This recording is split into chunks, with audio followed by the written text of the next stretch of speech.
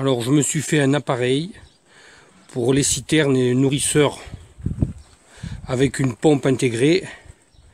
Donc ça me permet d'avoir un crochet ramasseur pour toutes les citernes sur le même tracteur.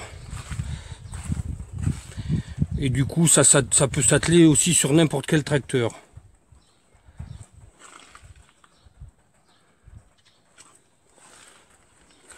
Ce qui fait que je peux remplir n'importe quelle citerne avec cet appareil.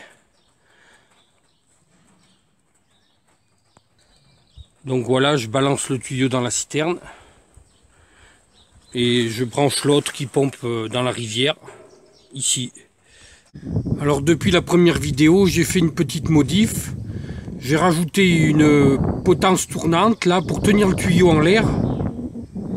Parce qu'en fait, ça me coudait le tuyau là au niveau du collier à cause du poids de l'eau.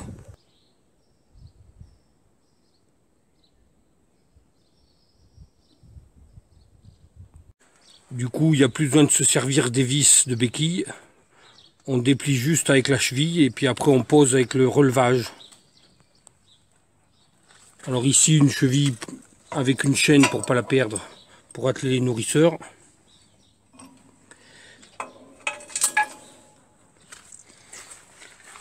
Et la clé pour le tuyau, pour le raccord. Parce que je suis obligé de débrancher le raccord. Pour amorcer la pompe, il faut la remplir. Elle n'est pas auto-amorçante.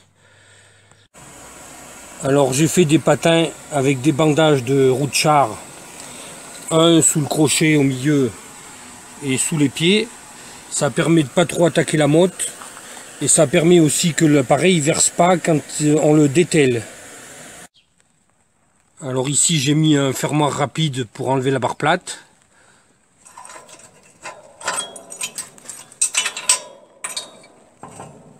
Voilà.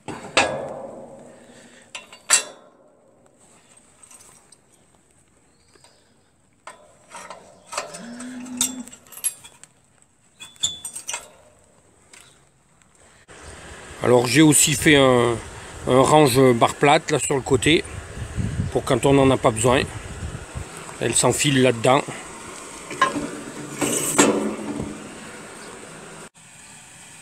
Alors j'ai fait un support aussi pour l'autre bout du tuyau, celui qu'on balance dans la citerne. Donc il s'enfile dans un fourreau là en haut.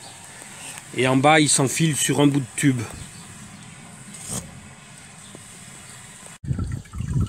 Alors au cul de toutes les citernes, j'ai mis des chaînettes pour tenir le flotteur pour le transport.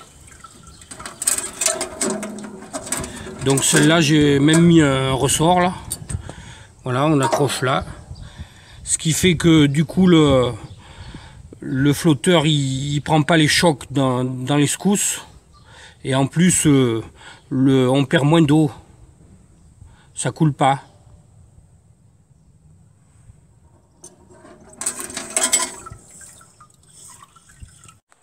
Alors je me suis fait cet appareil parce que j'en avais marre de faire glisser les timons sur la barre plate. Ça part dans tous les sens. Ça peut être dangereux. Et il y a aussi le fait que les vis de béquille foirent si on se sert de la béquille sans se servir de la barre plate. Donc là maintenant, le problème est résolu. Donc j'ai fait ça, j'ai pris un vieux crochet de GMC. Donc évidemment il faut ouvrir et fermer le crochet. Mais comme il faut descendre, mettre la cheville de la béquille, c'est pas trop gênant.